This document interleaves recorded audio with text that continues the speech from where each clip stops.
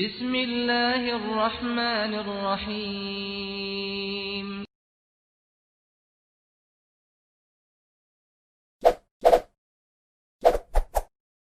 Subscribe, like, and share. Monggo Ustaz Arfi, terima kasih. Bismillahirrahmanirrahim. Assalamualaikum warahmatullahi wabarakatuh. Waalaikumsalam.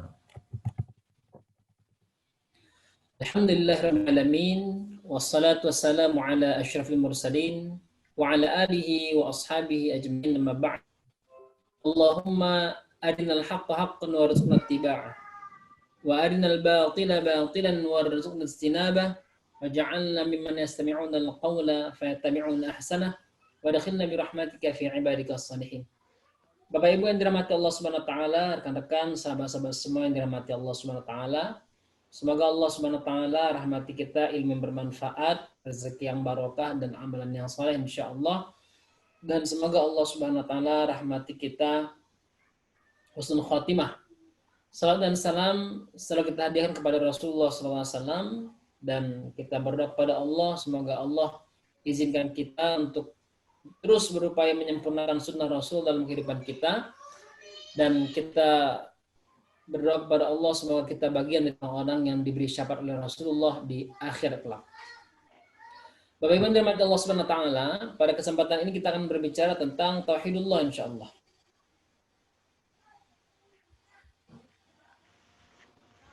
Ya, seperti yang di layar.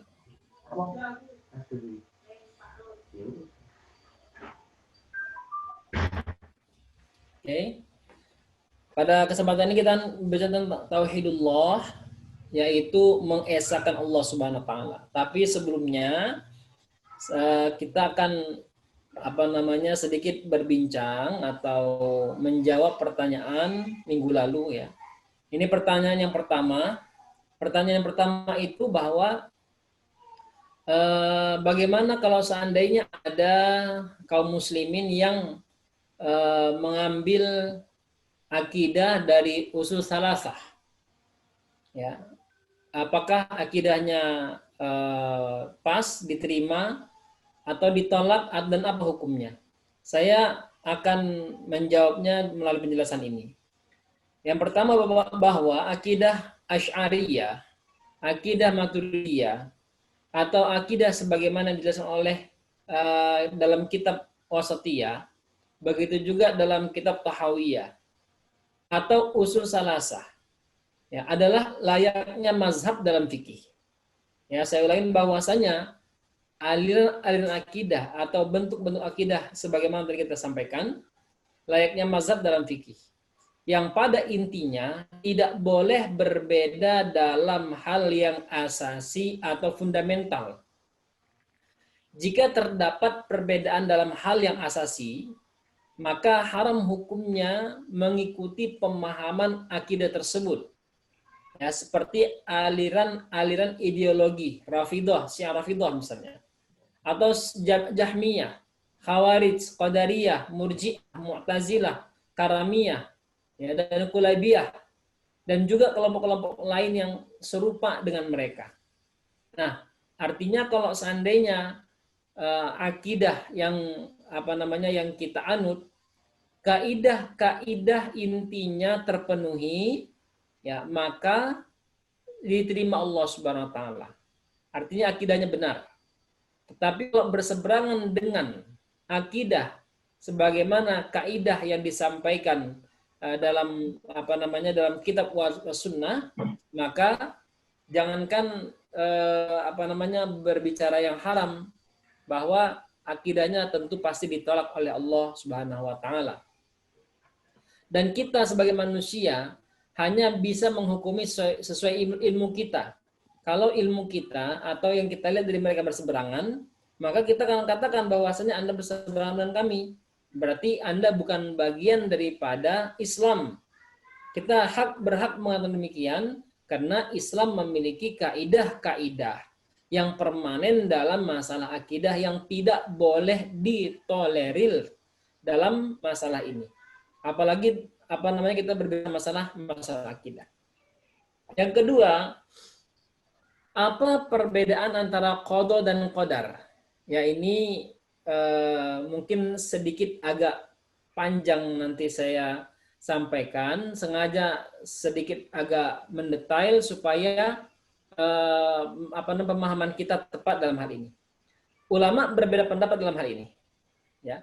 Pertama, sebagian ulama berpendapat bahwa qada adalah sinonim dari qadar. Ya, artinya sama maknanya. Dan ini sejalan dengan penjelasan sebagian ahli bahasa di mana mereka menafsirkan qadar dengan qada. Dalam Kamus Al-Muhit, salah satu kamus rujukan bagi para penuntut ilmu, dinyatakan bahwasannya al-qadru huwa al-qada wal hukum. Yang namanya qadar itu adalah qada dan hukum. Ya. Qada dan hukum. Nah, di antara ulama yang berpendapat demikian ada Imam Ibnu Baz rahimahullah. Beliau pernah ditanya tentang perbedaan antara qada dan qadar. Maka beliau menjawab al-qadaru huwa syai'un wahid. Saya ulangin, al-qada'u wal qadaru huwa syai'un wahid. Wahidun asy-syai'u alladhi qadahu Allah sabiqan wa qadarahu sabiqan. Yuqalu li hadzal qada' wa yuqalu lahul qadaru. Bahwa al-qada' itu, ya, qada dan qadar itu adalah dua kata yang artinya sama. Yaitu sesuatu yang telah Allah qadakan, artinya tetapkan. Sejak dulu, ya, sejak zaman azali. Dan yang telah Allah takdirkan dulu sejak zaman azali bisa disebut qada, bisa disebut juga takdir. Nah, kedua, pendapat yang kedua bahwa qada dan qadar maknanya berbeda. Nah, sebagian ulama mereka berpendapat bahwa mengenai adanya batasan-batasan yang membuat dia berbeda. Yang pertama bahwa qada lebih dahulu daripada qadar. Qada adalah ketetapan Allah di zaman azali. Sementara qadar adalah ketetapan Allah untuk apapun yang saat ini sedang terjadi. Imam Al-Hafiz Ibnu Hajar mengatakan al-qada'u wal hukmul kulli al-ijmali fil azali wal qadaru juz'iyatun dzalikal hukmu wa tafasiluhu qala al-ulama hakadha. Bahwa para ulama berpendapat al-qada itu adalah ketetapan Allah secara global, yaitu keseluruhan sejak zaman azali. Sementara qadar adalah bagian-bagian dan rincian dari ketetapan global tersebut, sebagaimana disebutkan oleh dalam kitab Fathul Bari. Nah, kemudian masih menjawab pertanyaan yang kedua juga, Imam Al-Jurjani dalam kitabnya Ta'rif mengatakan bahwa al-farqu bainal qadari wal qada'i huwa annal qada'u wujudu jami'il mawjudat fil lauhil mahfuz mujtami'atun wal qadaru wujuduha mutafarriqatun fil a'yani ba'da husuli syara'ituha. Bahwa perbedaan antara qadar dan qada, bahwa qada bentuknya ketetapan adanya seluruh makhluk yang tertulis di Lauhil Mahfuz secara global. Sementara qadar adalah ketetapan adanya makhluk yang tertentu setelah terpenuhinya syarat-syarat tersebut atau syarat-syaratnya. Kedua, kebalikan dari pendapat sebelumnya bahwa qadar lebih dahulu daripada qada. Ya, qadar adalah ketetapan Allah di zaman azali, sementara qada adalah penciptaan Allah untuk apapun yang saat ini sedang terjadi. Imam Ar-Raghib Al-Asfahani dalam kitabnya Adabul Mufrad, ya, Mufradat, ya, Mufradul Quran maksud saya, beliau mengatakan bahasanya qada Allah lebih khusus dibandingkan qadar. Karena qada adalah ketetapan di antara takdir, yaitu ketetapan. Qadar itu takdir, sementara qada adalah ketetapan. Saya ulangin, qadar itu takdir, sementara qada adalah keputusan. Artinya qada itu dipastikan akan terjadi, ya, sementara qada keputusan, ya. Keputusan apa? Tentang satu perbuatan makhluk atau hambanya.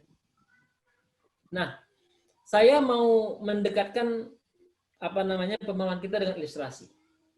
Misalnya ada 100 ketetapan, bentuknya hubungan berkonsekuensi.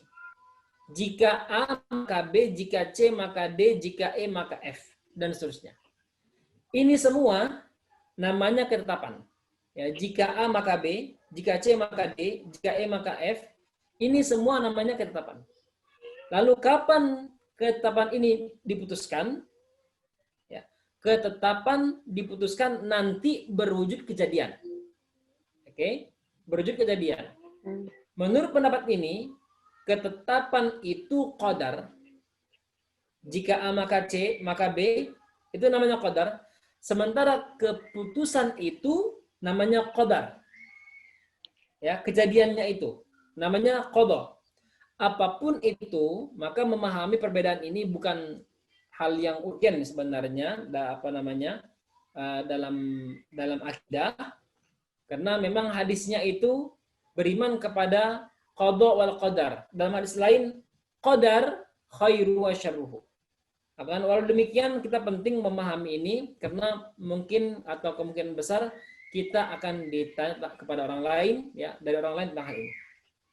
Maka Syekh Abdul Rahman Al-Mahmud mengatakan tidak ada banyak manfaat mempelajari perbedaan ini karena semua sepakat dengan batasannya. Meskipun berbeda dalam penyebutan namanya, sehingga tidak perlu ada perdebatan untuk memberikan definisi tentang qada dan qadar tersebut. Kemudian, masih pertanyaan yang kedua, adapun Dajjal, ya, Dajjal itu bagaimana? Dajjal itu sesuatu yang pasti.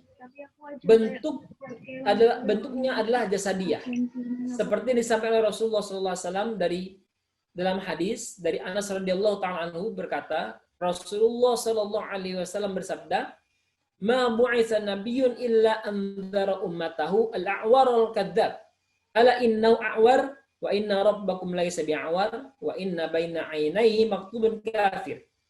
Tidaklah seorang nabi pun diutus selain telah memperingatkan kaumnya terhadap yang buta sebelah lagi pendusta. Ketahuilah bahwasanya Dajjal itu buta sebelah. Sedangkan Rob kalian tidak buta sebelah. Tertulis di antara kedua matanya kata kafir.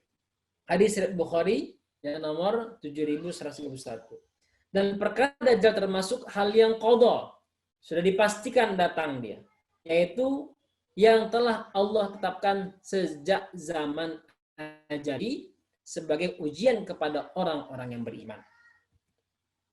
Nah, kemudian pertanyaan yang ketiga tentang sifat wajib bagi Allah Subhanahu wa taala. Kemarin sempat kita singgung sedikit, ya. Nah, pengertian sifat wajib Allah Subhanahu wa taala adalah sifat sempurna, ya, sifat yang sempurna yang hanya dimiliki oleh Allah Subhanahu wa taala. Sifat-sifat ini menunjukkan keagungan Allah Subhanahu wa taala atas makhluknya. Ya. Menurut para ulama, sifat wajib Allah Subhanahu wa taala ini sebenarnya sangatlah banyak sebab Allah Maha sempurna. Namun berdasarkan dalil baik Al-Qur'an ataupun Al-Hadis, begitu juga perkataan para sahabat, sifat yang wajib bagi Allah diketahui oleh manusia itu ada 20. Ya. Yang mana sifat-sifat ini memiliki spesifikasinya. Ya, setidaknya spesifikasi dari sifat-sifat 20 ini terbagi pada 4. Ada namanya sifat nafsiyah. Ya. Yang kedua sifat salbiyah. Yang ketiga sifat ma'ani. Dan yang keempat sifat ma'nawiyah. Apa itu sifat nafsiyah? Sifat nafsiyah itu yaitu sifat yang berhubungan dengan zatnya Allah. Ya. Sifat nafsiyah ini adalah satu, yaitu wujud yang artinya ada. Ya. Artinya zatnya Allah itu, kalau kita, badan kita ini namanya zat. Ya. Allah SWT punya zat yang zatnya itu hanya Allah Subhanahu wa taala yang memiliki, yang tidak dimiliki oleh siapapun. Dan juga tidak ada yang tahu. Yang kedua, sifat salbiyah adalah sifat yang meniadakan adanya sifat sebaliknya.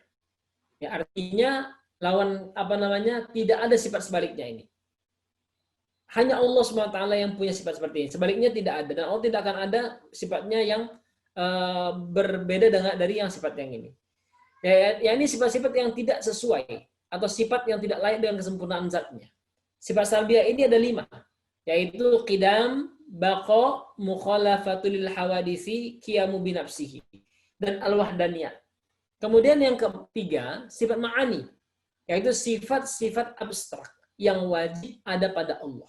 Yang termasuk sifat ma'ani adalah 7, yaitu qudrat, iradat, ilmu, hayat, sam'an, basaran, dan kalam. Setelah itu, ada yang keempat adalah sifat ma'nawiyah. Sifat ma'nawiyah yaitu kelaziman, keharusan dari sifat ma'ani. Sifat ma'nawiyah tidak dapat berdiri sendiri, sebab setiap ada sifat ma'ani tentu ada sifat ma'nawiyah. Oke? Bila sifat ma'ani telah didefinisikan sebagai sifat yang ada pada sesuatu yang disifati, yang otomatis menetapkan suatu hukum padanya, maka sifat ma'nawiyah merupakan hukum tersebut. Ya, artinya Allah memberikan hukum. Ya, kemudian apa produknya? Ada produk hukum. Nggak bisa seorang menetapkan hukum tapi nggak ada hukumnya. Nah, begitu. Maka Allah Subhanahu Wa Taala, hanya Allah memiliki sifat ini. Artinya sifat ma'nawiyah merupakan kondisi yang selalu menetapi sifat ma'ani.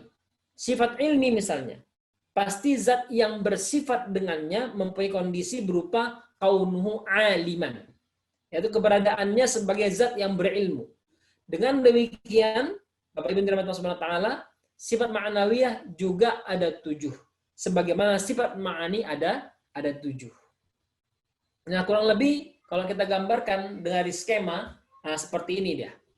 Ada sifat wajib tulisan Arab, bahasa Indonesia, artinya, kemudian ini bagian daripada bagian mana nafsiyah, salbiyah, ma'ani, ma'nawiyah, kemudian lawan katanya sebagaimana yang tertulis di kolom sebelah kanan. Bapak Ibu yang dirahmati Allah, itu yang bisa saya jawab dari pertanyaan minggu lalu. Semoga bisa membuat kita paham tentang hal-hal yang belum kita pahami, dan wa ma taufiqi illa billah. Tidaklah yang mampu memahami kita kecuali Allah Subhanahu wa taala. Kita doa kepada Allah semoga Allah pahamkan kita insyaallah. Bapak Ibu yang dirahmati Allah Subhanahu wa taala, selanjutnya kita akan berbicara tentang tauhidullah. Baik.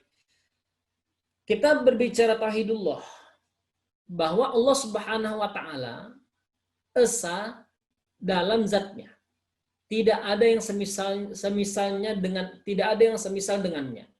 Tidak ada yang memiliki, Allah Subhanahu wa taala tidak memiliki sahibah. Sahibah itu zaujah, zaujah itu istri. Wala walad, juga tidak punya walad dia, tidak punya anak, sebagaimana dalam surah Al-Ikhlas.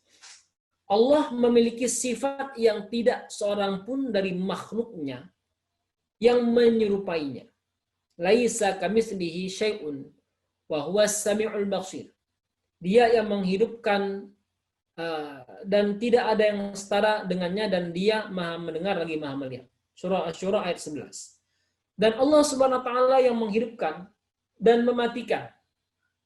Ya, seluruh makhluk dari awal kelahiran sampai dia mati, sampai nanti mau dibangkitkan, Allah hidupkan kembali. Siapapun di antara manusia dan jin tidak dianggap beriman sebelum meyakini perkara-perkara tersebut. Nah, materi-materi ilmu atau materi-materi ilmi tentang tauhid itu tidak cukup sekedar materi, ya. Tidak cukup materi-materi ilmu tauhid ini, ilmu akidah ini, ya, tidak cukup membuat seorang beriman. Karena banyak di luar sana orang-orang yang belajar tentang akidah, tentang tauhid, belum mampu membawa dia kepada kepatenan dalam imannya tersebut. Maka perlu ada materi amali, ya, perlu ada amalan, perlu ada realisasi dari ilmu-ilmu tersebut untuk memantapkan tauhid dalam diri seseorang mukmin sehingga dia menjadi kuat imannya sebagaimana para sahabat radhiyallahu taala ajma'in yang Rasulullah sallallahu alaihi wasallam tuntun dalam masalah tauhid ini. Bapak Ibu yang dirahmati Allah Subhanahu wa taala, apa tauhid? Ya. Apa itu tauhid? Tauhid itu asal katanya tauhidun. Tauhidun asal katanya wahada yuwahidu. Artinya menyatukan atau mengesahkan. Ada dua arti. Ya, pertama menyatukan, yang kedua mengesahkan. Kalau kita bilang tauhidus sufuf, sebagaimana dulu ya pas kita sedang menyatukan kaum muslimin, maka orang-orang mengatakan wahidus sufuf, tauhidus sufuf, ya, satukan barisan, satukan barisan. Maka sebagaimana bahasa tauhid ini digunakan untuk menyatukan, maka bisa juga kita gunakan untuk mengesahkan Allah Subhanahu wa taala. Namanya tauhidullah. Ya, secara bahasa demikian.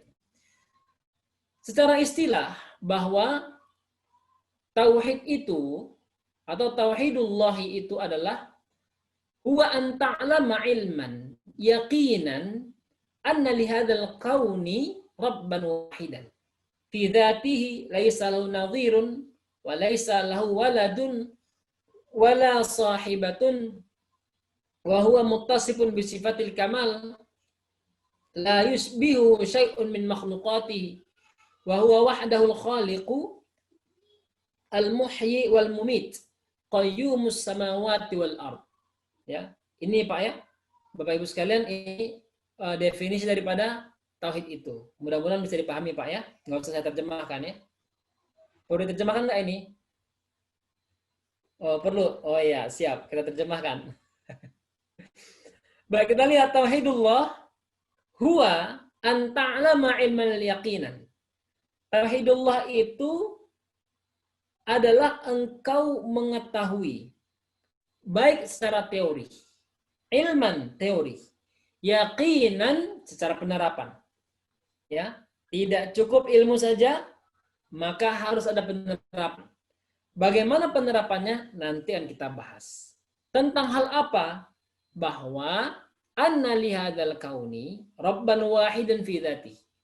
Bahwa semesta ini ada Tuhan yang Maha Esa dalam zatnya. Okay. Laisa lahu nadhir, tidak ada yang menyerupainya. Wa laisa lahu waladun wala sahibat, tidak punya anak dan istri. Wa huwa muttasifun bi sifatil kamal, dia memiliki sifat sempurna. La yushbihuhu syai'un min makhluqatihi, tidak ada yang menandinginya dalam apapun dari makhluk-makhluknya. Wa huwa wahdahul khaliqul muhyi wal mumit. Dia satu-satunya pencipta dan yang menghidupkan dan mematikan. Qayyumus samawati wal ard, yang menegakkan langit dan bumi. Ya, ini makna tauhid secara istilah. Bapak Ibu yang dirahmati Allah Subhanahu wa taala. Maka tauhidullah terangkum dalam satu kalimat. Ya. Yang tadi ini di atas ini, yang kita sampaikan ini, semua ini, maka ini terangkum dalam satu kalimat. Kalimatnya apa? La ilaha illallah. Ya. Maka ketika dikatakan wahidullah, kita cukup mengatakan la ilaha illallah. Apa arti la ilaha illallah? Ya. Kalimat ini walaupun pendek, dia mengumpulkan keimanan dan komponen-komponennya. Kalimat ini walaupun dia pendek, menjadi ciri keislaman dan pondasinya. Makna kalimat ini secara bahasa tiada Tuhan selain Allah, tapi makna yang sebenarnya adalah tidak ada sembahan yang patut disembah kecuali Allah Subhanahu wa taala. Bapak Ibu yang dirahmati Allah. Kenapa harus la ilaha illallah? Ya. Kenapa harus la ilaha illallah? Keharusan kita mengucapkan la ilaha illallah ini bukan tanpa dasar. Ada dasarnya. Ada perintahnya. Yaitu sebagaimana dalam hadis bersabda Rasulullah sallallahu alaihi wasallam, "Man qala la ilaha illallah khalisan min qalbihi dakhalal jannah." Barang siapa yang mengucapkan la ilaha illallah ikhlas dari dalam hatinya, maka dia akan masuk surga. Bapak Ibu yang dirahmati Allah Subhanahu wa taala, dalam hadis lain yang maknanya demikian, man qala la ilaha illallah usimal abdu maluhu wa damuhu wa yusbihu musliman. Barang siapa yang mengucapkan la ilaha illallah, ya, barang siapa yang mengucapkan la ilaha illallah, maka seorang hamba terlindung hartanya, terlindung darahnya, dan dia menjadi seorang muslim. Nah, akan tetapi kalimat ini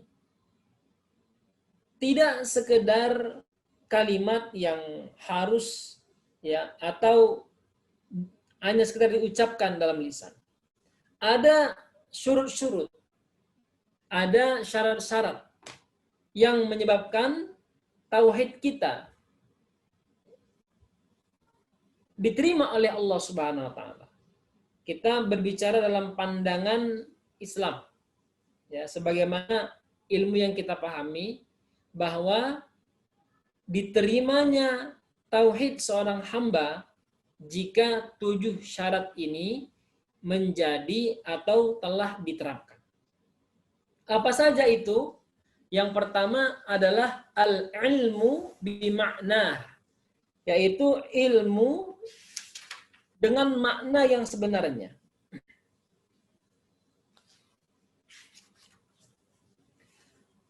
Ilmu dengan makna yang sebenarnya sebagaimana dalam surah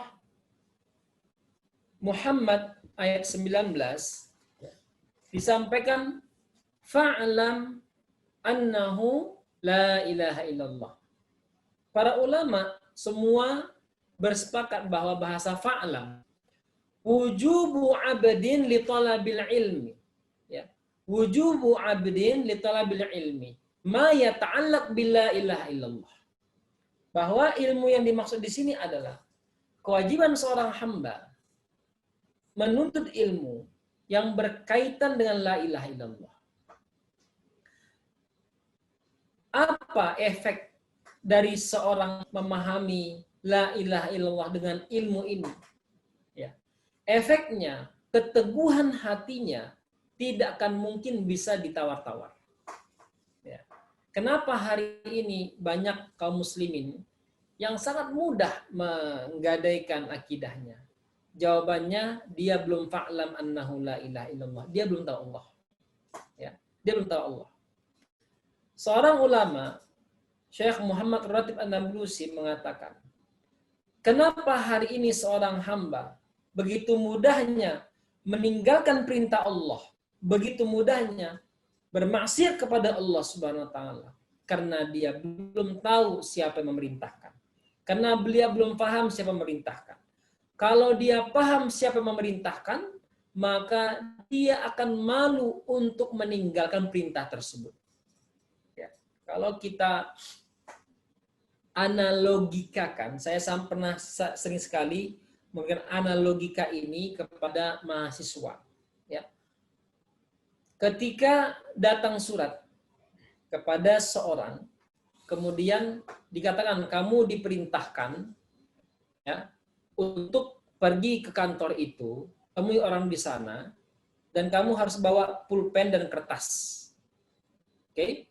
Kamu harus bawa pulpen dan kertas. Siapa memerintahkan? Pokoknya ada. Pokoknya ada. Kira-kira Bapak Ibu sekalian yang dirahmati Allah Subhanahu wa taala, yang diperintahkan itu akan segera sami'na wa ta'na atau mikir-mikir dulu? Pasti dia mikir, ngapain? Nggak ada manfaatnya. Oke? Kemudian ada satu perintah juga kepada mahasiswa, kepada yang terhormat atas nama mahasiswa ini. Kamu jam sekian harus datang ke kantor rektor, ya, dengan membawa pulpen dan kertas. Wajib hadir tepat waktu. Kira-kira Bapak Ibu sekalian, sudah dibilang rektor, ya, tanda tangannya rektor. Kira-kira orang ini berani nggak mikir-mikir panjang mau hadir atau tidak? Nggak berani dia. Dia pasti akan segera menyiapkan apa yang diminta.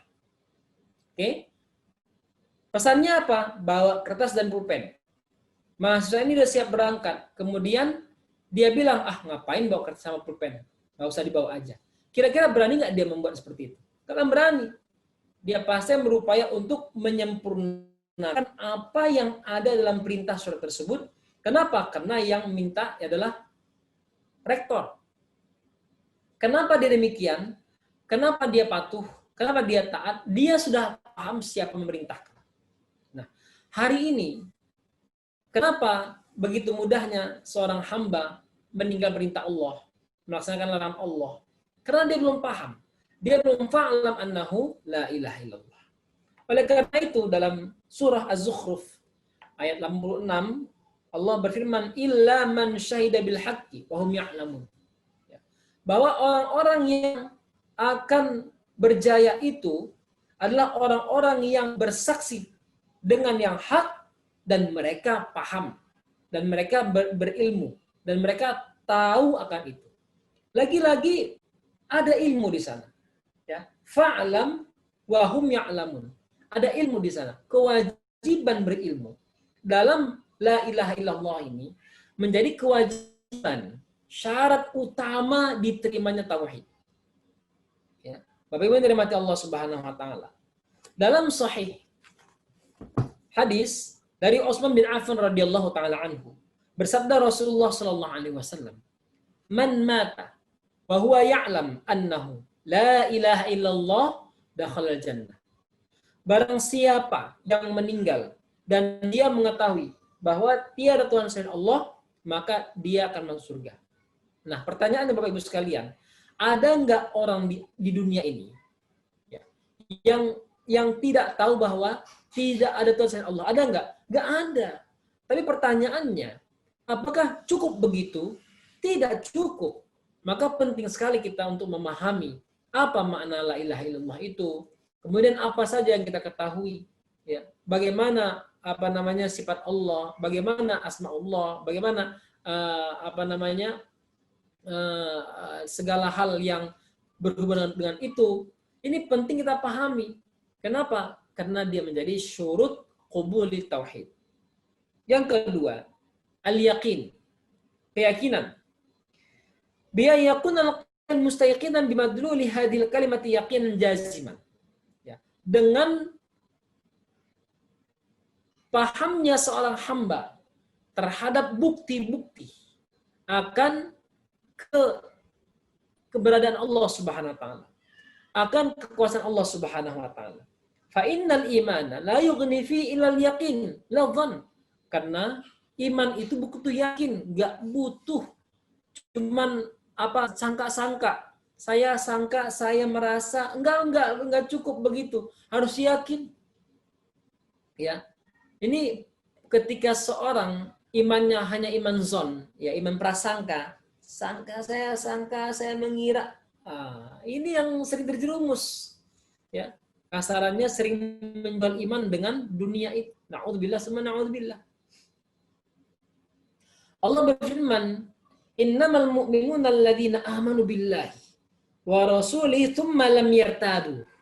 Sungguh orang-orang mukmin itu yang beriman kepada Allah Subhanahu wa taala dan Rasulnya, tsumma lam yartabu, karena yakinnya mereka tidak ada ragu-ragu.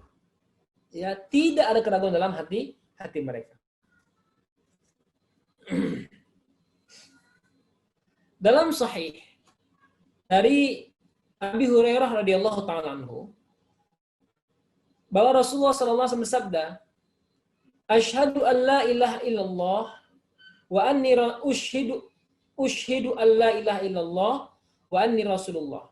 La yalqallahu bihima 'abdun ghairu syakkin bihima fayahjubu 'anil jannah."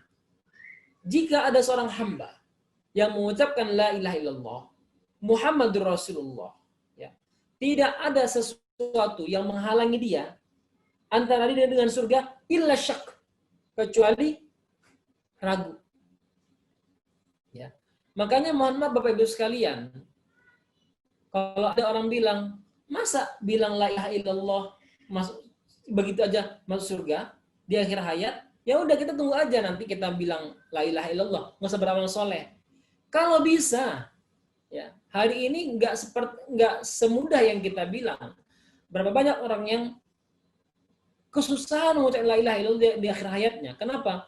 Kehidupannya tidak seperti la ilaha illallah. Ya, tidak seperti yang Allah Subhanahu wa taala arahkan dalam kitab dan hadis Rasulullah sallallahu alaihi wasallam. Begitu juga dalam hadis sahih bahwa Rasulullah sallallahu alaihi wasallam mengutus Abu Hurairah dengan kedua sendalnya. Artinya kedua sendal Rasulullah SAW. Seraya mengatakan, "Man laqita min wara'i hadal haid, yushhidu an la ilaha illallah mustayaqinan biha qalbuhu fabashirhu bil jannah." Kalau engkau ketemu sama orang di belakang dinding ini dan dia bersaksi bahwa tiada Tuhan selain Allah, mustayaqinan biha, yakin dengannya, hatinya yakin dengannya, fabashirhu bil jannah, maka sampaikan berita gembira untuknya surga. Fashtarata dukhulul qaidiha jannah an yastaqina an yakuna mustaqinan biha qalbuhu ghairu syakin fiha. Wa idzan tafa syartu intafal masyrut.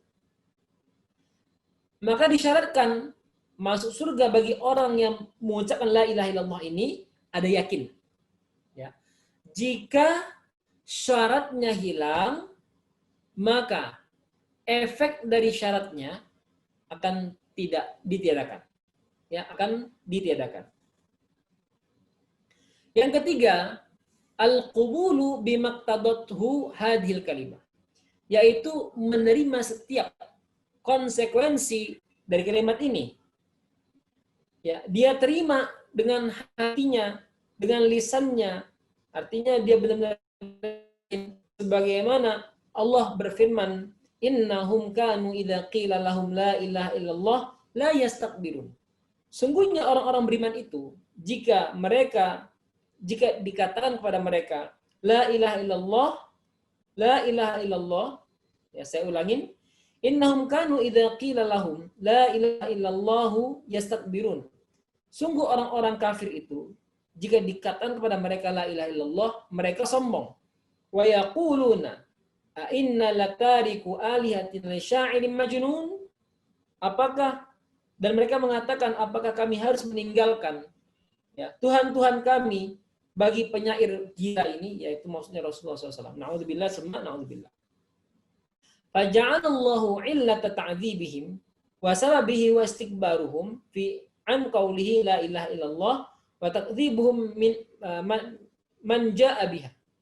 Maka Allah Subhanahu wa taala jadikan sebab azab orang-orang kafir itu karena kesombongan mereka. Kesombongan terhadap apa? Kesombongan terhadap la ilaha illallah. Oke. Kemudian mereka juga mendustai Rasulullah sallallahu alaihi wasallam, ya. Tadi ayatnya dalam surah As-Saffat ayat 35 sampai 36. Bapak Ibu yang dirahmati Allah Subhanahu wa taala. Yang keempat, al-inqiyadu bima dallat alaih, yaitu keterikatan dengan tuntutannya. Terikat dengan tuntutannya. Allah Subhanahu wa taala berfirman, "Wa anibu ila rabbikum waslimulah." Surah Az-Zumar ayat 54. "Wa anibu ila rabbikum." Kembalilah kepada Tuhan kalian. "Wa aslimulah." Dan berpasrahlah, serahkanlah diri kalian kepada Allah Subhanahu wa taala. Dalam ayat lain, dalam surah Luqman ayat 22, Allah berfirman, "Wa man yuslim wajhahu ila Allahi wa huwa muhsinun faqad istamsaka bil urwatil wuthqa." Ya. Barang siapa yang menyerahkan ya, dirinya kepada Allah dan dia muhsin, berlaku baik. Ya, dan dia muhsin, berlaku baik. Faqad istamsaka bil urwatil wuthqa, sungguh dia telah berpegang teguh dengan tali agama Allah Subhanahu wa taala. Bapak Ibu yang dirahmati Allah Subhanahu wa taala. Ya. Yang kelima adalah as-sidqu. Ya, masih berbicara tentang syarat diterimanya tauhid. As-sidqu yaitu jujur terhadap apa yang diikrarkan. Allah Subhanahu wa taala berfirman, "Wa minan nasi may yaqulu amanna billahi wa bil yaumil akhir wa ma hum bimumin." Ada orang-orang yang tidak jujur dulu. Yang tidak jujur. Mulutnya mengatakan, kami beriman kepada Allah dan Rasul-Nya dan hari akhir. Wa ma hum bimumin. Tapi mereka tak beriman. Ya. Apa yang mereka lakukan? Yukhadi'unallah walladzina amanu wa ma yakhda'una illa anfusahum ma yash'urun. Mereka mau menipu Allah. Mereka mau membohongi Allah dan orang-orang yang beriman. Dan tidaklah mereka menipu kecuali terhadap diri mereka sendiri dan mereka tidak merasakan itu. Nah, ayat ini berbicara tentang orang munafik yang salah satunya adalah Ubay bin Salul. Ubay bin Salul ini sering sekali kalau ketemu sama Bakar, Abu Bakar, sahabat saya ini Abu Bakar nih, Masya Allah, Sadiq. Umar, Masya Allah, kamu teman terbaik Umar. Itu ketika datang kepada mereka. Tapi ketika dia kembali kepada kaumnya, apa kata dia sama kaumnya? Saya tadi cuma main aja itu, nggak benar. Tadi tujuannya supaya mereka itu ya dekat-dekat sama saya. Artinya bohong dia. Dia mulutnya mau beriman, tetapi tidak beriman kepada Allah Subhanahu Wa Taala. Dia mau membohong, tapi dia membohongi dirinya sendiri. Nah, dalam Sahihain Bukhari dan Muslim dari Muaz bin Jabal radhiyallahu ta'ala anhu bahwa Nabi sallallahu alaihi wasallam bersabda, "Ma min ahadin yushidu an la ilaha illallah wa anna Muhammadar Rasulullah sidqan min qalbihi illa haramallahu 'alan nar." Barang siapa yang mengucapkan la ilaha illallah dan Muhammad utusan Allah, sidqan, jujur, min qalbihi, dari hatinya, kecuali dia diharamkan dari api neraka. Ya, api neraka tidak akan membakar dirinya. Maka syarat terselamatnya seorang hamba dari nerakanya Allah Subhanahu wa taala yaitu ketika dia mengucapkan la ilaha illallah, jujur dari hati yang paling dalam, tidak ada dusta di sana. Yang keenam, Bapak Ibu yang dirahmati Allah Subhanahu wa taala, al-ikhlas. Ikhlas ini bisa diartikan tulus. Tetapi al-ikhlas dalam masalah akidah yaitu memurnikan keimanan dari segala bentuk kesyirikan. Ya, saya ulangin. Ikhlas itu bisa diartikan niat yang tulus. Tetapi al-ikhlas juga diartikan memurnikan keimanan dari segala bentuk kesyirikan. Maka kalau kita ambil bahasa ini ya, dia masih dalam bentuk ikhlas, tetapi dengan bentuk yang berbeda, yaitu khalis. Khalis itu murni. Kalau orang Arab bilang emas murni, dia akan mengatakan zahabun khalis. Ya, zahabun khalis, emas murni. Nah, maka ikhlas di sini, Bapak Ibu yang dirahmati Allah Subhanahu wa taala, adalah tasfiyatul amali bisalihin niyyah an jami'i syawa'ib syirki, yaitu memurnikan amal dengan niat yang bersih ya dari segala syawa'ib syirki, dari segala pecahan-pecahan, remahan-remahan syirik. Ya, jangankan syirik yang besar, ya remahan-remahan ini nggak boleh ada dalam amal kita. Sebagaimana Allah berfirman, "Ala lillahi dinul khalis." Sungguh ya bagi Allah agama yang murni. Milik Allah agama yang murni. Dalam ayat lain Allah berfirman, "Wa ma umiru illa liya'budullaha mukhlishina lahuddin. Sungguh tidaklah kalian mereka diperintahkan kecuali agar menyembah Allah dengan mukhlis, ya, untuk agama Allah Subhanahu wa taala. Dalam hadis sahih dari Abu Hurairah radhiyallahu taala anhu berkata, "As'adan nasi bi syafa'ati man qala la ilaha illallah khalisan min qalbihi wa nafsi." Sungguh orang yang paling bahagia di hari kiamat kelak dengan syafaatku adalah orang yang mengucapkan la ilaha illallah khalis, ikhlas, ya, jernih, bersih, murni, min qalbihi, dari hatinya, ya, wa nafsi, dan dari dirinya, dari jiwanya. Dalam hadis yang lain, hadis sahih yang lain dari Utsban ibnu Malik radhiyallahu ta'ala anhu, dari Nabi sallallahu alaihi wasallam bersabda, "Innallaha qad harrama 'alan nari man qala la ilaha illallah yabtaghi bidzalika wajha Allah azza wa jalla." Sungguh Allah mengharamkan neraka bagi orang yang mengucapkan la ilaha illallah, yabtaghi bidzalika wajha Allah. Yabtaghi, mengharapkan atau tidak mengharapkan kecuali ridha Allah Subhanahu wa taala. Maknanya apa? Hanya ikhlas karena Allah Subhanahu wa taala. Bapak Ibu yang dirahmati Allah Subhanahu wa taala. Terakhir, ya, syarat diterimanya tauhid adalah al-mahabbah. Apa itu mahabbah? Kecintaan. Al-mahabbah li hadhil kalimah. Kecintaan terhadap kalimat ini. Wa limaqtadathu wa dallat alaihi wa li ahliha al-amilina biha al-multazimina bi syurutiha. Yaitu cinta kepada kalimat ini. Cinta terhadap konsekuensinya. Cinta terhadap bukti-buktinya.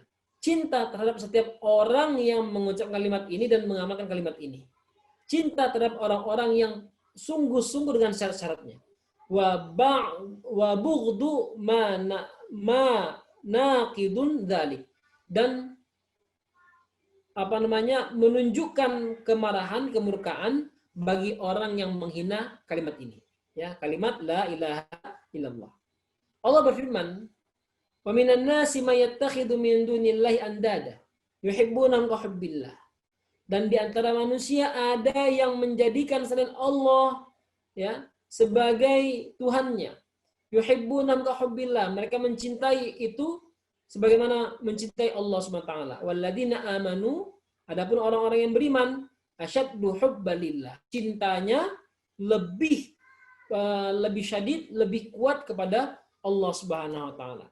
Maka dikabarkan di sini dalam ayat ini tentang kecintaan seorang mukmin kepada Allah asyaddu.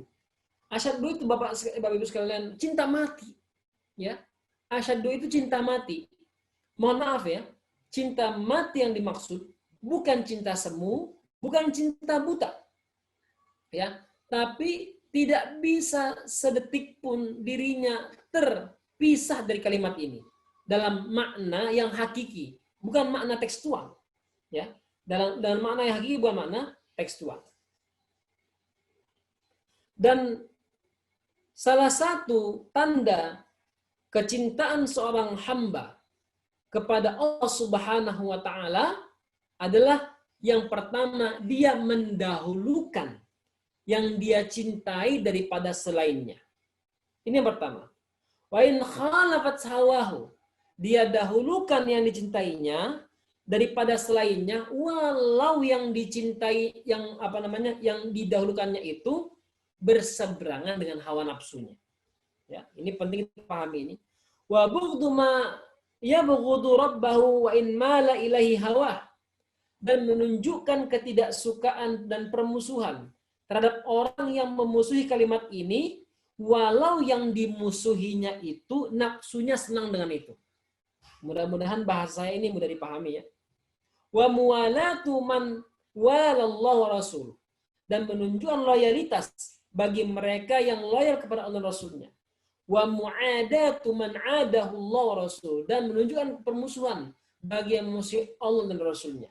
Wa ittiba'u Rasulillah sallallahu alaihi wasallam waqtafa'u atharahu wa qabul hudahu, dan berupaya semaksimal mungkin berittiba kepada Rasulullah SAW dan menapaki sebagaimana Rasulullah SAW berjalan serta menerima setiap petunjuk dari Rasulullah SAW. Ini yang berkaitan dengan syarat daripada tauhid tersebut. Bapak Ibu yang dirahmati Allah Subhanahu wa taala. Baik.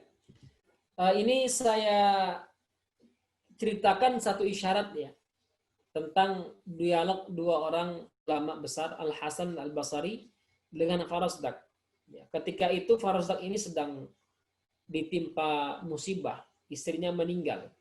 Kemudian Al Hasan Al Basri bertanya kepada Farasdak, "Ma a'datta li hadzal yaum?" Hai Farasdak, apa yang kamu siapkan untuk hari ini? Qala syahadatul la ilaha illallah mundu sab'ina sana. Yang kuucapkan adalah persaksian bahwa tiada Tuhan selain Allah sejak 70 tahun lalu. Kata Farasdak. Berkata Hasan, ni'mal iddah. Ni'mal uddah. Itu sebaik-baik nikmat. Lakin lila ilaha illallah syurutan. Tetapi la ilaha illallah itu ada syaratnya. Fa iyyaka wa qadful muhsanat. Hendaklah engkau berhati-hati terhadap menuduh orang-orang muslimat yang baik seperti orang berzina. Waqila Hasan Basri, dikatakan kepada Hasan Basri, inna nasan yaquluna, sungguhnya manusia berkata, man qala la ilaha illallah dakhala jannah. Barang siapa yang mengucapkan kalimat la ilaha illallah masuk surga. Faqala man qala, siapa yang mengatakan? Maka dia mengatakan, siapa yang mengatakan la ilaha illallah fa'adda haqqahu wa fardaha dakhala jannah. Maka Hasan Al-Basri mengatakan, barang siapa mengucapkan la ilaha illallah, dia tunaikan haknya dan dia laksanakan kewajibannya, maka masuk surga. Kata Imam Hasan Al-Basri. Apa Ibu dari mati Allah Subhanahu wa taala? Selanjutnya ya, komponen tauhidullah. Kita lihat komponen tauhidullah ini yang pertama yang di atas ada rububiyatullah. Ya. Ada rububiyatullah. Kalau kita bilang tauhidur rububiyah. Kemudian yang kedua, mulkiyatullah. Ya, tauhidul mulkiyah. Kalau rububiyah ini kita ambil dari surah Al-Fatihah ayat pertama, ayat kedua. Alhamdulillahi rabbil rabb. Ya, rabb itu asal katanya rabbun, rabbayu rabbi, membina mendidik. Rububiyah artinya adalah Allah Subhanahu wa taala Tuhan. Rububiyah yang memiliki sifat Rabbani. Kemudian yang kedua mulkiyah, kita ambil dari surah An-Nas. Qul a'udzu birabbin nas, malikin nas. Ya, malikin nas ayat kedua. Kemudian dari tauhidullah ini juga komponen yang ketiga adalah uluhiyatullah. La ilaha illallah. Ya, fa'lam annahu la ilaha illallah. Kemudian komponen yang tidak kalah pentingnya adalah ikhlasul ibadatu lillahi ta'ala. Yaitu ikhlas beribadah kepada Allah Subhanahu wa taala. Nah. Oke. Dari sini saya mau memberikan gambaran kurang lebih seperti ini Bapak Ibu sekalian, ya. Yang tadi saya katakan rububiyatullah, mulkiyatullah, ya, kemudian uluhiyatullah serta tauhidul ibadah. Kemudian ibadah atau ikhlasul ibadah. Kemudian kita lihat di sini bagannya. Ya, ada bagan seperti ini untuk memudahkan kita dalam memahaminya. Ya. Bahwa tauhidullah itu yang pertama adalah rububiyah. Rububiyatullah ini memiliki 3 cabang. Yang pertama adalah khaliqan, Allah pencipta. Tidak sekedar menciptakan, Allah juga rizqan, memberikan raziqan, memberikan rezeki. Tidak sekedar memberi rezeki, Allah pemilik semua makhluk-makhluknya. Oke, maka yang ini khaliqan, raziqan, malikan, ya. Turunannya adalah mulkiyatullah. Kemaharajaan Allah Subhanahu wa taala. Kemaharajaan Allah ini meliputi bahwasanya Allah itu pelindung. Hakiman, hakim, pemutus. Amiran, pemimpin atau pemerintah. Nah, kemudian tujuan kita ini semua, mengetahui ini semua, yaitu adalah ilahan ma'bud. Agar kita benar-benar mentaati, menghambakan seluruh ibadah kita kepada Allah Subhanahu wa taala. Bapak Ibu yang dirahmati Allah Subhanahu wa taala, kurang lebih demikian penjelasan dari saya terhadap materi tauhidullah malam ini. Semoga apa yang saya sampaikan bisa memampukan kita bagian daripada agama, terkhusus masalah akidah ini. Aku qouli hadza astaghfirullahaladzim. Assalamualaikum warahmatullahi wabarakatuh. Waalaikumsalam warahmatullahi wabarakatuh. Mohon maaf Ustadz, mungkin untuk yang slide terakhir tadi ya, yang terkait komponen tauhidullah tadi ada 4 ya, yang rububiyah, kemudian mulkiyah, kemudian uluhiyah. Tadi mungkin bisa dijelaskan lagi yang terkait tabel-tabel kan? Karena tadi ketika terakhir tabelnya tidak tampak. Juga bisa diulangi mungkin ya sekitar Ini? ya. Oh sudah ya. Ya. Oh sekilas berarti ya Ustaz ya. Ini ya. Oke. Nanti kita share materinya insya Allah. Baik. Siap. Oh. Saya pikir ada kelanjutan dari slide-nya itu Ustaz. Oh ternyata itu yang slide terakhir gitu. Kelanjutan dari slide-nya. Kelanjutannya yang ini. Di sini nanti saya sampaikan ini. Insya Allah. Di sini. Kelanjutannya yang ini nanti. Beserta iya. Iya. Oke. Jadi untuk pertemuan selanjutnya ya, Tat? Maksudnya bagaimana? Enggak, tadi kan ada yang bertanya, slide yang terakhir itu tabelnya seperti apa? Apakah tadi menunjukkan yang ini, Ustaz? Menjelaskan Iya, ini? iya, menunjukkan yang ini aja. Oh, ya. Oke, yang ini penjelasan yang di sini yang besar, yang ada di sini penjelasannya. Mungkin bisa dijelaskan secara singkat, Ustaz, terkait tabel itu, Ustaz. Iya, jadi tauhidullah itu komponennya ada rububiyatullah, mulkiyatullah, kemudian uluhiyatullah. Oke. Ada 4 komponen. Yang keempat adalah ikhlasul ibadah.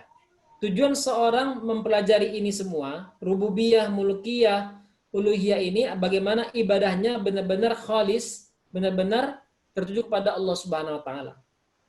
Dan komponen ini dia tidak setiap ulama menyampaikan komponen ini.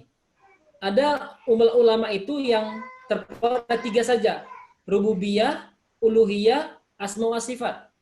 Tetapi karena ini saya mengambil dari silabus buku yang ada di tauhid akidah Islamiyah, ya, akidah Islamiyah yang Syed Sabiq, maka komponennya seperti ini. Komponennya seperti ini. Nah, yang ini dalil-dalilnya diperkuat di slide yang ini. Nah, dalilnya nanti di sini. Siap. Begitu Mas Amar? Oke. Syukran Ustaz. Ya. Jazakallahu khair. Begitu, terima kasih. Di sini ada beberapa pertanyaan Ustaz, mungkin bisa dijawab satu ya Ustaz ya. Nanti untuk selanjutnya nanti bisa dipersiapkan untuk di pertemuan selanjutnya. Baik, ya. Ini Afwan Ustaz izin bertanya. Ya. Dalam sebuah wacana terdapat sebuah paradoks. Apakah Allah itu Maha Kuasa? Jika benar, bisakah Allah menciptakan suatu batu yang tidak dapat diangkat oleh Allah? Untuk meluruskan pandangan orang-orang yang ateis atau memperkuat akidah orang-orang yang bisa hilang dikarenakan sebuah paradoks. Bolehkah kita menjawab seperti ini, Ustaz? Allah bisa menciptakan batu yang tidak bisa ia angkat. Hal tersebut bisa terjadi dikarenakan Allah Maha Kuasa. Oleh karena itu, batu tersebut tunduk pada perintah Allah. Jadi batu tersebut tidak bisa diangkat oleh Allah bukan karena Allah tidak bisa, tapi karena si batu itu tunduk dengan perintah Allah. Terima kasih, Ustaz. Mungkin sebenarnya bisa baca di chat ya, Ustaz, karena panjang ini, Ustaz. Takutnya nanti mungkin salah baca atau gimana. Ya, itu Ustaz. Saya baca ini. Oke. Sudah saya baca, ya. Pembicaraan yang seperti ini itu sebenarnya bukan pembicaraan baru, sudah lama ada sejak dulu. Ya. Kalau kita bicara seperti ini kan sebenarnya jawabannya mudah sekali. Ya. Kita bisa mengatakan batu ini sebenarnya sudah diangkat oleh Allah Subhanahu wa taala. Bagaimana itu? Batu ini ada di dunia. Ya, batu ini ada di dunia, di atas bumi. Ya, di atas tanah.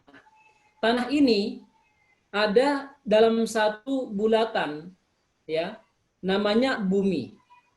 Bumi dan isinya ini posisinya apa? Dia cecah atau terbang? Kan begitu.